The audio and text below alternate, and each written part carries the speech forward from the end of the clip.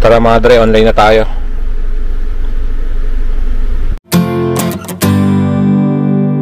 Time check tayo, 8:19. Okay, paalis pa lang tayo ng bahay, no? Kagabi, ginabi na tayo. Siguro nakauwi tayo kanina, kagabi, mga ano na, alas 10. Online na tayo.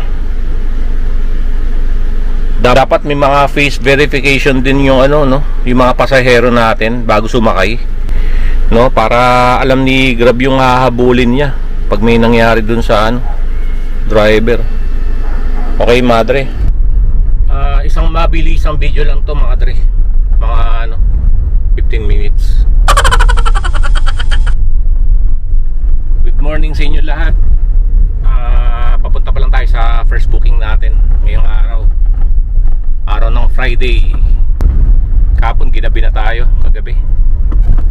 Nung ano, kahit coding tayo, wala pang NCAP, buhabiyahe tayo. Pero ngayon parang ano, nagdadalawang isip ako. Pero may sticker naman tayo. Kaso nga lang hassle, di ba? Pag hindi na-detect ng ano, AI, re-reviewin naman yun eh. Kaso nga lang, sa sobrang dami naman ng ano, dumadaan sa kalsada, mare-review ba ng ano yun? May AI na, no? Tapos re-reviewin pa. Kailangan wala ng AI eh, no? Mano-mano na lang para sigurado. Para pag nag-ano sila ng violation, talagang ano, may violation, talagang may babayaran kayo. Dagdag gastos lang din yung ano eh, no? AI eh, no? Nakita mo yung balita na ano, gumagawa yung mga ibang ano, tinatakpan yung plate number, diba? Eh balita ako rin, magtatanggal ng tao yung MMDA. Eh di ano, yung mga nakatakip yung plaka, hindi rin makikita.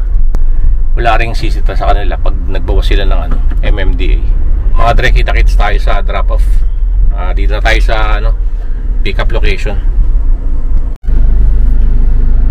May booking pa lang pumasok. Kaka-drop off lang natin sa pasahero natin, no? Buti naman, exempted tayo sa at even.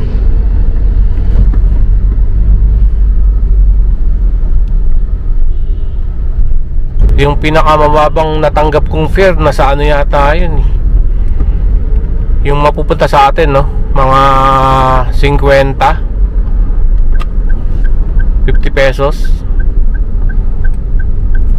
Papunta ka pa lang dun eh, sa pick up location. Medyo ano na, medyo malayo-layo na, no? Mga 1 kilometer, mga ganun. Tapos hatid mo pa. Okay, kita-kits. Kaya kailangan pag coding tayo, tadtarin natin ng ano, sticker, para pag ni-review, kitang-kita. Gusto ko nga itabi sa plate number yung ano, no, yung sticker natin na Grab, para ano, hindi na sila mahirapan pag zoom in nila yung mga nagche-check. Talagang ano nga lang talaga, Makati talaga, bawal talaga tayo. Pero nung ano, mga na-experience ko, napapakiusapan naman. Kasi mga ganitong oras, hindi talaga masyadong ano, magaganda yung mga fare. Hindi tulad ng mga alas 5 ng hapon. Doon kayo magbabad ng ano, yung matraffic talaga. Kapag gumamit tayo ng may set destination, di ba may ibang ano, pumapasok na hindi papunta doon sa area na gusto mo. Ayun, pwede mo decline, di ba? Inaalaw naman ni ano yun eh, ni Grab. Hindi naman bawal yun. Hindi naman nakaka-affect daw sa ano, sa parang ratings, no, acceptance rate. Pag dadaan kayo sa Commonwealth, di ba may ano doon, may mga motorcycle lane. Lalo na ngayon, may NCAP. Ayaw magpasingit ng mga motor. Halimbawa, kakanan ka, no, ever Commonwealth, kung bumusina, wag kasi. Ayaw talaga magpasingit. Habol yung isa, habol yung isa, habol yung 5, habol yung 10, habol yung siksikan.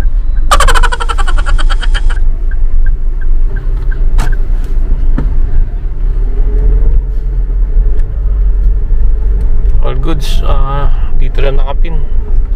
Diyan lang nakapin. Pero pasok natin dito sa loob. Ang kipot ng ano dito. Alam ko sila to. Ayos mga dre. Bumaba na si ate.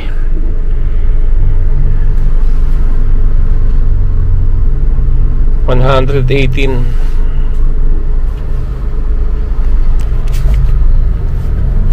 Dito ngayon tayo sa ano, Bertis. Tama lang ba yung fare? Pero hindi to marami rin tayo na tatanggap na ibang ano no, na fare na mababa sobra. Halimbawa 100 plus, punta ka dun 1 kilometro mahigit. Tapos mga 3.7, 3.8 kilometer papuntang drop off. So total nun nasa ano, almost 5 kilometer, mga ganun. Eh yung 100 plus na yun, babawasan pa ni Grab ng 20% yun. Halimbawa makapunta sa'yo 110 na lang. Sabihin natin itong booking na to no. Ito yung sinasabi ko. Magandang halimbawa, 110 pesos 5 kilometer, kasama na yung layo sa pag-pick up, pati yung layo sa pag-drop off. Tara, labas na tayo dito. Saan tayo tatambay? Wala pang booking na pumapasok. Ayoko naman siguro lumayo dito kasi sayang gas natin. Yung mga end-cap na ganyan, sa palagay nyo na huhuli ba nila yung mga ano, mga tricycle na lumalabag sa gusto nila mangyari? Napaisip din ako dun no, yung end cap, tapos tatakpan mo yung plate number, paano nila mahuhuli yun? Galing din no.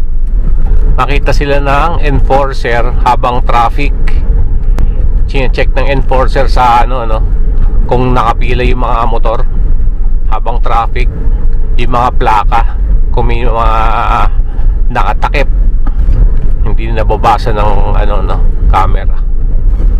Yari pag ganun. Pero kung wala mag-check, all goods. Pero wala pa naman ako napapansin na nakamotor na nakatakip yung yung halimbawa yung plate number no? Wala pa ako nakikita.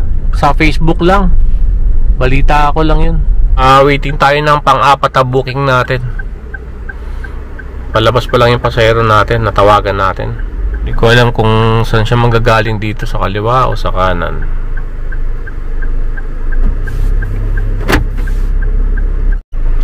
Okay, kakababa lang nila no? Nasa 295 booking tayo. Papunta pa lang tayo doon. Tara, let's go. Papunta na tayo sa pang-5 booking natin.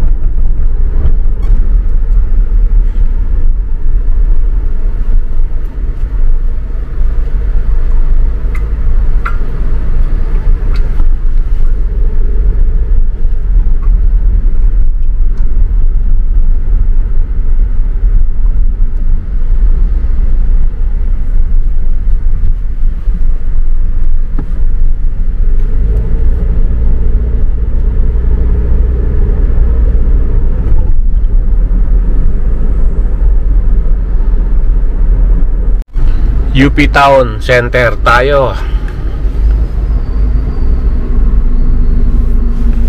Ganun talaga. 4 to 5 kilometer, mga 100, 110, mga ganun. Ganun talaga bigay ni Grab. Doon tayo sa kabila.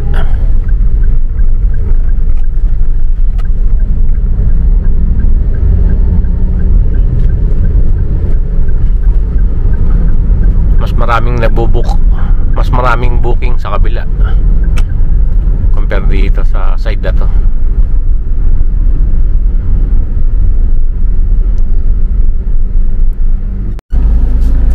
Ang laki rin ng Foot Locker dito sa UP Town. Di pa ako nakakapasok dyan.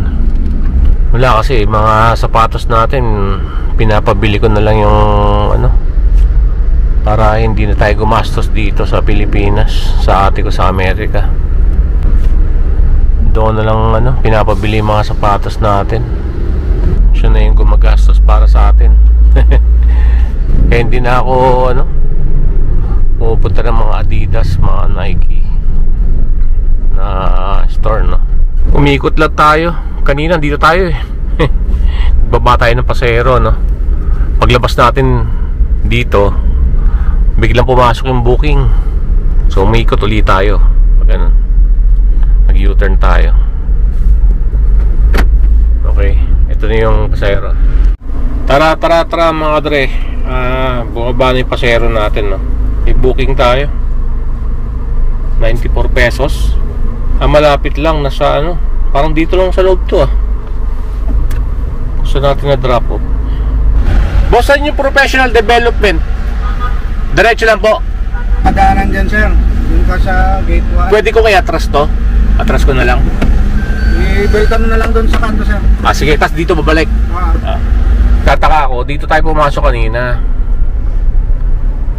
Tapos sabi ni ate, hindi tayo pwedeng umano dito. One way daw kasi.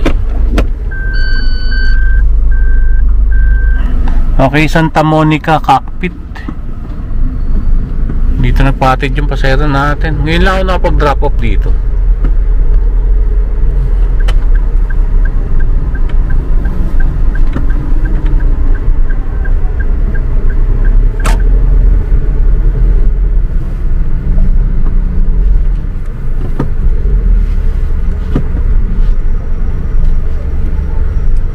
Inassist pa ako ng guard, oh. Very good.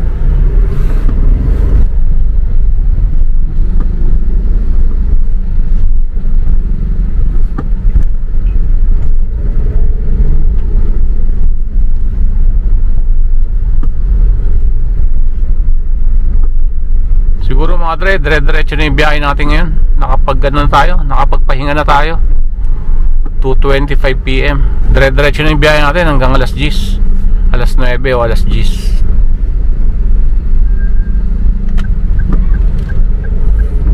Dito lang talaga mahirap sumingit.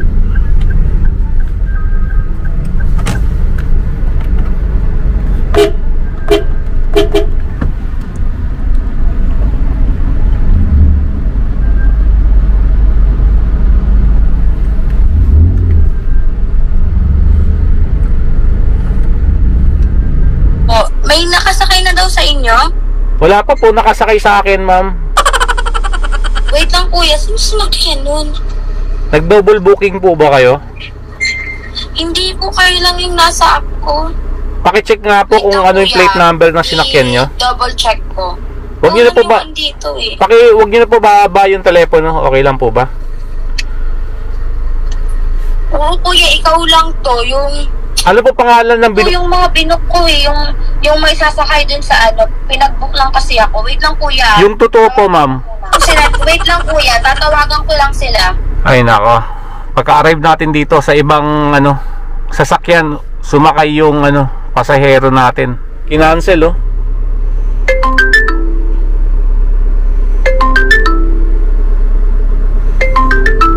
Parang nantitrip lang to, ah.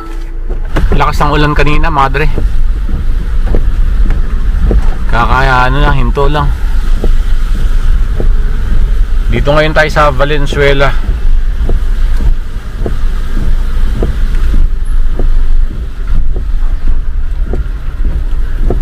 Alas 5:26.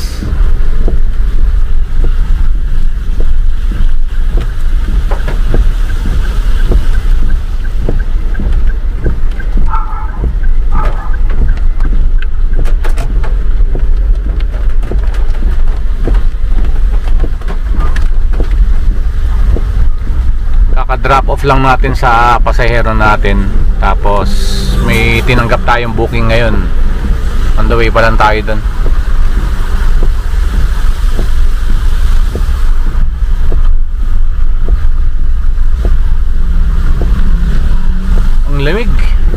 Ang lamig. Nagbukas na tayo ng bintana. Giniginaw ako. Lamig.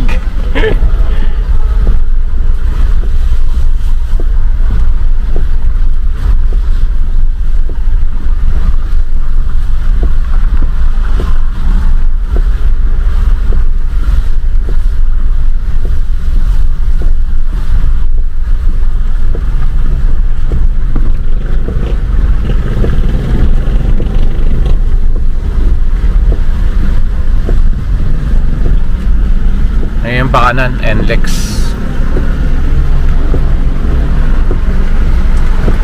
Daming truck ngayon dito sa Mindanao Avenue.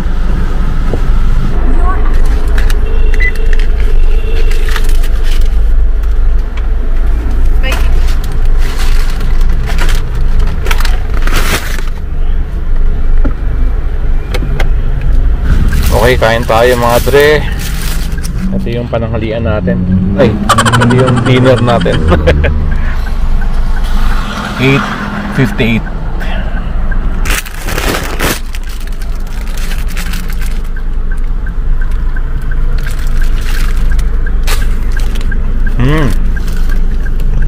Rapsa.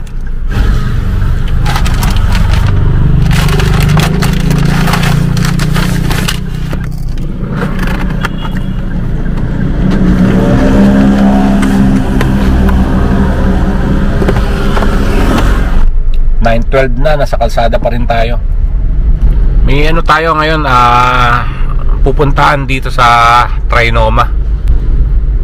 Dito yung pick up natin.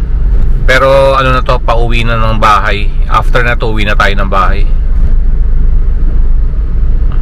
Traffic pa din. Alas 9 na.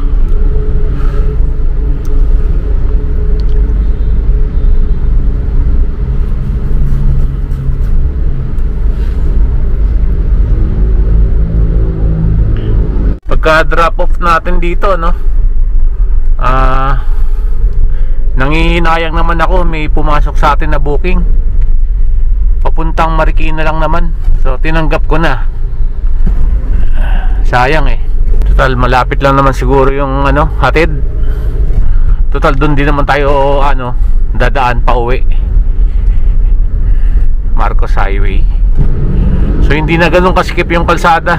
Medyo maluwag-luwag na. Yung maliban sa Mindanao Avenue, matraffic pa din. Hindi ko lang alam kung kung gising pa yung mga anak ko, no? Nagpapasalubong kasi ako ng siopaw. Okay, sa kanila bago umuwi. Hindi ko lang alam kung makakadaan pa ako ng 7-Eleven kasi iniisip ko baka tulog na sila eh. Papagas pa tayo. 10-11 na ng gabi.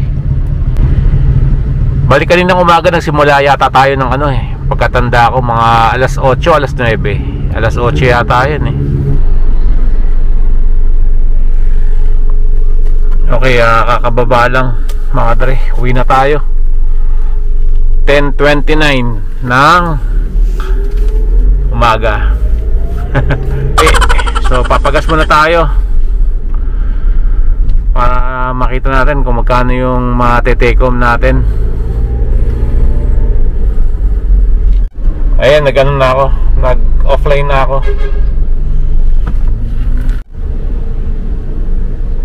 Ang daming gumamit ng GrabPay. Konti lang yung cash na natanggap natin. Ilang pasahero lang yung nagbayad ng cash. Pagas na tayo dito. Uno fuel, mahal pa nga eh. Sa pinapagas natin 47 lang, dito 49. Leaded po? Boss, full tank. Leaded? Oo. Yung gas natin ngayon, unleaded mga dre, inaabot ng 1,215 pesos. Tapos yung pinangkain natin kanina, okay, nag-McDonald's tayo, nasa 97 pesos plus yung pananghalian natin 60 pesos. All goods, uwi na tayo mga dre. Ingats, God bless.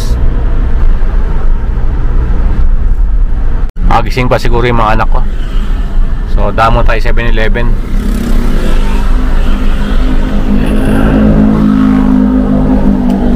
Bili muna ako ng pasalubong.